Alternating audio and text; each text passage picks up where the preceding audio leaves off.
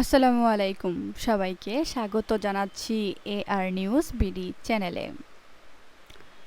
বঙ্গভবনে পরবর্তী সনদে ডক্টর ইউনূস তারেক রহমানের এক গোপন চালে তোলপাড় রাজনীতিকে সত্যিই কোনো চিত্রনাট্য মেনে চলে নাকি সব সমীকরণ উল্টে দেওয়ার নামে রাজনীতি? আজ বাংলাদেশের রাজনীতিতে যে নাটকীয় মোড় দেখা যাচ্ছে, কয়েক বছর বা কয়েক মাস আগেও তা সাধারণ মানুষের কল্পনার বাইরে ছিল। যাদের নিয়ে একসময় তীব্র সমালোচনা হতো, যাদের সরাসরি নিশানা বানিয়ে প্রতিনিয়ত তির্যক মন্তব্য করা হতো, তারা আজ ক্ষমতার মূল কেন্দ্রে। চালকের আসনে অন্তর্বর্তীকালীন সরকারের সময় রাজনৈতিক এবং নিরাপত্তা বিষয়ক উপদেষ্টা খলিলুর রহমান কিংবা বিডার চেয়ারম্যান আশিকুর রহমান, এদের নিয়ে বিরোধী শিবিরে যে তীব্র আক্রমণ ছিল তা কারও অজানা নয়।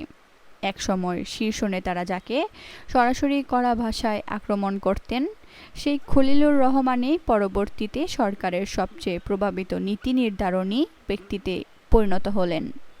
অন্যদিকে যাকে হকার বলে উপহাস করা হয়েছিল, সেই আশিকুর রহমানও নিজের জায়গার শক্ত অবস্থানে রয়ে গেলেন। এই দুই ঘটনা রাজনীতির এক নির্ভেজাল এবং চরম বাস্তব সত্যকে সামনে নিয়ে আসে। রাজনীতিতে মুখে যা বলা হয়, অন্তরে সবসময় সেই একই কথা থাকে না।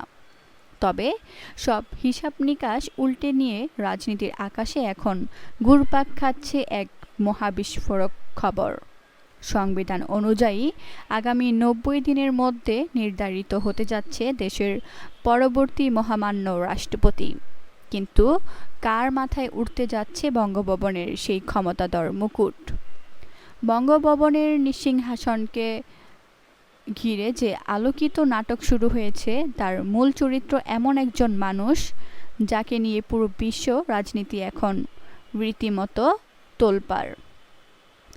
দেশের রাজনীতির আলিন্দে এখন একটাই নাম ফিসফিস করে ঘুরে বেড়াচ্ছে, ডক্টর মোহাম্মদ ইউনূস।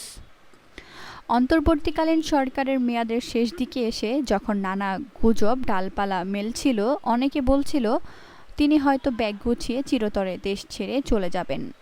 কেউ বলেছিলেন গোপনে বিমানের টিকিট কাটা শেষ।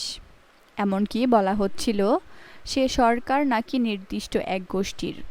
কিন্তু পদ ছাড়ার পর মুহূর্তেই গুলশানের নিজ বাসভবনে দাঁড়িয়ে এক বাক্যেই সব অপপ্রচারের মুখে কুলো এঁটে দিয়েছেন।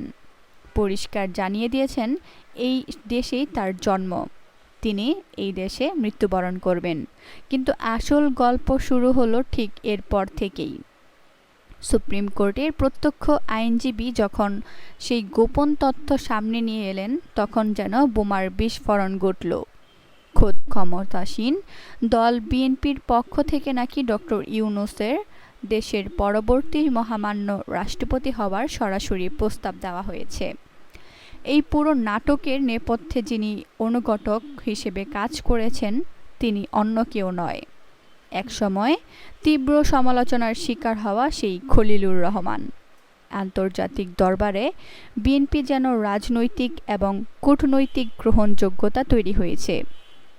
তার পেছনে খলিলুর রহমানের ভূমিকা বিশাল। ভারতের সাথে সমন্বয় সমানে কথা বলার সাহস কিংবা জাতিসংঘের বিশেষ দায়িত্বে তার উপস্থিতি বিএনপিকে নতুন অক্সিজেন দিয়েছে। আর এখানে খলিলুর রহমানকে সবচেয়ে বেশি জোর তাগিদ দিচ্ছেন যাতে ডক্টর মোহাম্মদ ইউনূসকে দেশের পরবর্তী রাষ্ট্রপতি বানানো হয়। বিএনপির ভারপ্রাপ্ত প্রধানের মূল কৌশল নাকি এটাই, দলের অভ্যন্তরীণ চরম দালালি আর গ্রুপিং এড়াতে তিনি বঙ্গভবনে নিজের দলের কাউকে না বসিয়ে একজন পুরোপুরি নিরপেক্ষ কিন্তু আন্তর্জাতিকভাবে পর্বত সম প্রভাবশালী ব্যক্তিত্বকে বসাতে চান। কেন এই নোবেল বিজয় ব্যক্তিত্বকে বঙ্গভবনের আসনে বসাতে এত মারমুখী তৎপরতা? এর পেছনে লুকিয়ে রয়েছে এক বিশাল অর্থনৈতিক ও সামাজিক ভূরাজনৈতিক সমীকরণ। বিশ্বজনে ডক্টর ইউনূসের যে ব্যক্তিগত ব্র্যান্ড ভ্যালু ও গ্রহণযোগ্যতা রয়েছে, তা এক কথায় অতুলনীয়। তাকে রাষ্ট্রের অভিভাবক হিসেবে বসালে আন্তর্জাতিক রাজনীতিতে বাংলাদেশের এক রাতে নতুন এক উচ্চতায় পৌঁছাবে মার্কিন যুক্তরাষ্ট্র এবং ইউরোপীয় ইউনিয়নের শীর্ষ নীতি নির্ধারকদের সাথে তার সুদীর্ঘ নিবিড় যোগাযোগ রয়েছে। তাদের তৈরি পোশাক শিল্প যখন সবচেয়ে বেশি রপ্তানি হয়, সে পশ্চিমা বাজারে শুল্কমুক্ত সুবিধা কিংবা বাণিজ্যিক চুক্তি সুগম করতে তার চেয়ে বড় কোনো রাজনৈতিক কার্ড হতে পারে না।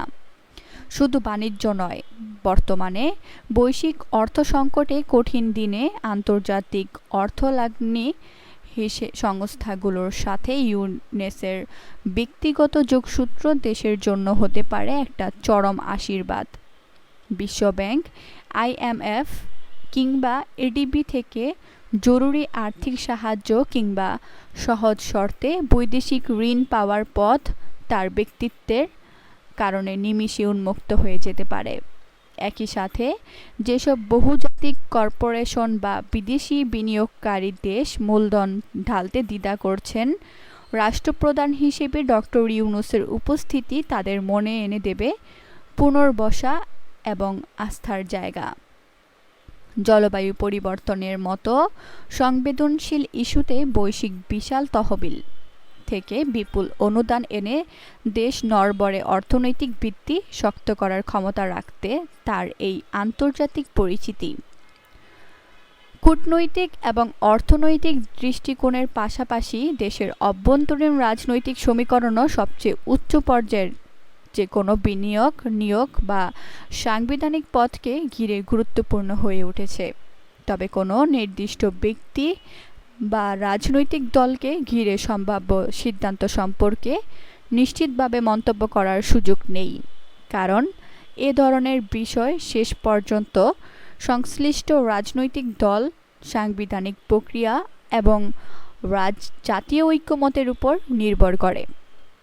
বিশ্লেষকদের মতে, যদি ভবিষ্যতে এমন কোনো সিদ্ধান্ত বিবেচনায় আসে, তাহলে এর পেছনে কূটনৈতিক গ্রহণযোগ্যতা, আন্তর্জাতিক পরিচিতি, অর্থনৈতিক ভাবমূর্তি, রাজনৈতিক ভারসাম্য এবং দেশের সার্বিক স্বার্থ এসব বিষয় গুরুত্ব পেতে পারে। একই সাথে অভ্যন্তরীণ সংস্কার, সুশাসন, বিনিয়োগ, পরিবেশ এবং আন্তর্জাতিক অংশীদারের আস্থা ধরে রাখাও বড় বিবেচনা বিষয় হিসেবে আসতে পারে। তবে এগুলো সম্ভাব্য বিশ্লেষণ মাত্র, কোনো রাজনৈতিক দল বা সরকারের আনুষ্ঠানিক অবস্থান হিসেবে এগুলোকে দেখার সুযোগ নেই। এদিকে দক্ষিণ এশিয়ার বর্তমান এবং ভূরাজনৈতিক বাস্তবতায় বাংলাদেশকে একই সঙ্গে আঞ্চলিক এবং বৈশ্বিক শক্তিগুলোর সঙ্গে ভারসাম্যপূর্ণ সম্পর্ক বজায় রাখতে ভারত, চীন, যুক্তরাষ্ট্র, ইউরোপীয় ইউনিয়ন, জাপান, তুরস্ক এবং মধ্যপ্রাচ্যের দেশগুলোর সঙ্গে অর্থনৈতিক এবং কূটনৈতিক সম্পর্কের ভারসাম্য রক্ষা আগামী দিনের জন্য বড় চ্যালেঞ্জ হিসেবে বিবেচিত হচ্ছে। এমন পরিস্থিতিতে রাষ্ট্রের শীর্ষ সাংবিধানিক পদে কে থাকবেন সে বিষয়ে যে কোনো আলোচনা শেষ পর্যন্ত রাজনৈতিক সিদ্ধান্ত, সাংবিধানিক বিষয় এবং সংশ্লিষ্ট পদগুলোর ঐক্যমতের উপর নির্ভর করছে। তাই কোনো ব্যক্তিকে ঘিরে সম্ভাব্য নিয়োগ বা রাষ্ট্রীয় পদে আসীন হওয়ার বিষয়কে নিশ্চিত বা পুনর্নির্ধারিত হিসেবে উপস্থাপন করা বাস্তবসম্মত নয়। ভবিষ্যতে যদি এ ধরনের কোনো সিদ্ধান্ত বা প্রস্তাব আনুষ্ঠানিকভাবে সামনে আসে, তখনই তার রাজনৈতিক, কূটনৈতিক এবং অর্থনৈতিক প্রভাব আরও সুস্পষ্ট মূল্যায়ন করা সম্ভব হবে। আপাতত বিষয়টি রাজনৈতিক অঙ্গনে আলোচনায় থাকা একটি সম্ভাবনা বা জল্পনা হিসেবে বিবেচিত হচ্ছে, যার বাস্তবায়ন নির্ভর করবে সময়, রাজনৈতিক সমঝোতা এবং সাংবিধানিক প্রক্রিয়ার উপর।